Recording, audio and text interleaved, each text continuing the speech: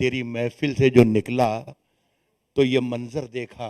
जब लालू यादव और राहत इंदौरी की हुई थी मुलाकात, राहत जी ने लालू जी के लिए शेर पढ़ते हुए कही थी ये बड़ी बात। मैं खुशनसीब हूँ कि उनके पास बैठने का मुझे मौका मिल गया।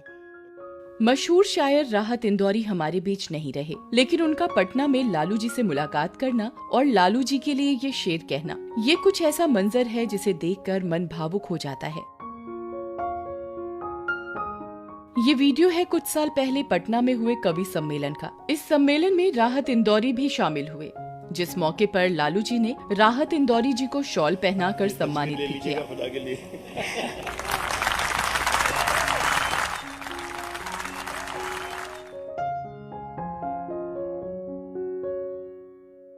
लालू जी के व्यक्तित्व से प्रभावित होकर एक दिल को छूने वाला शेर जब राहत इंदौरी ने कहा तो लालू जी के चेहरे पर मीठी मुस्कान छा गई और वातावरण में एक रौनक सी आ गई। क्या कहा राहत इंदौरी जी ने लालू जी के लिए, आइए देखते हैं।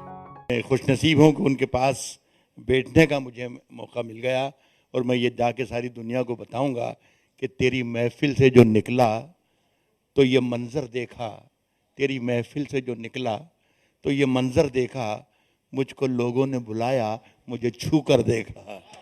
बहुत शुक्रिया आपका। लालू यादव जी को कवि सम्मेलन में जाना हमेशा से ही पसंद रहा है। उभरती प्रतिभा को प्रोत्साहन देना और अनुभवी शायरों को सुनने में लालू जी की हमेशा रुचि रही है। और बात जब राहत इंदौरी की हो तो ऐसा मौका ज्यादातर वो गंवाते नहीं थे। ऐसे ही एक और मौके पर राहत इंदौरी ने लालू जी की मनोव्यथा को दर्शाता एक ऐसा शेर उनके सामने पढ़ा था तो लालू जी को हंसने पर मजबूर कर गया था। एक शेर याद आ रहा है, शायद मेरे शेर के साथ हमारे मोहतरम लालू जी आप भी मेरे साथ शरीक हो जाएं, आपको देखकर ही याद आ गया। साहब, सरहदों पर बहुत तनाव है क्या? सरहदों पर, अखबार तो यही बताता है, सरहदों पर बहुत तनाव है क्या? सरहदों पर बहुत तनाव है क्या? कुछ पता तो करो, चुनाव है क्या? सरहदों पर बहुत तनाव है क्या? सरहदों पर बहुत तनाव है क्या? कुछ पता तो करो, चुनाव है क्या? लालू यादव भी राहत इंदौरी की कलम के मुरीद थे, या यूं कहें वो वही संघर्ष ताउम्र करते आए जिसका जिक्र राहत इंदौरी अपने लफ्जों में करते थे।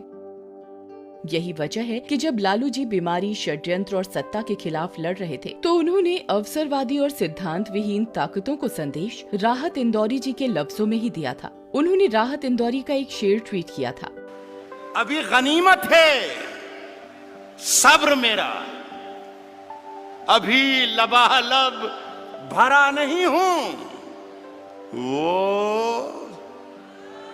मुझको मुर्दा समझ रहा है, उसे कहो मैं मरा नहीं हूं। राहत इंदौरी को मोहब्बत का पैगाम देने वाले एक ऐसे शायर के रूप में हमेशा याद रखा जाएगा जो अमन, शांति और भाईचारे का संदेश देते रहे और बांटने वाली ताकतों के खिलाफ हमेशा मुखर होकर बोलते रहे। लोग धर्म, जाति से ऊपर उठकर उनसे स्नेह रखते थे क्योंकि उनके शब्दों में देश की खुशबू थी, महक थी, वतन की मिट्टी की भावभीनी श्रद्धांजलि।